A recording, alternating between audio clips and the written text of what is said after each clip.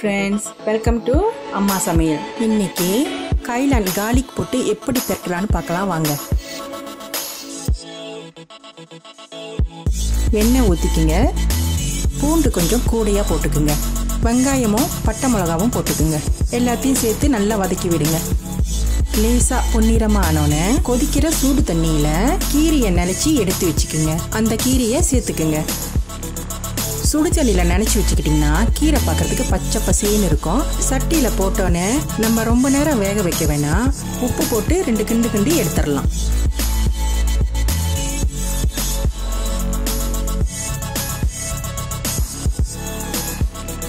Simple and easy ஹெல்த்தியான கைலான் garlic stir fry ready ஆயிடுச்சு. நீங்களும் வீட்டில் சமைச்சு பாருங்க.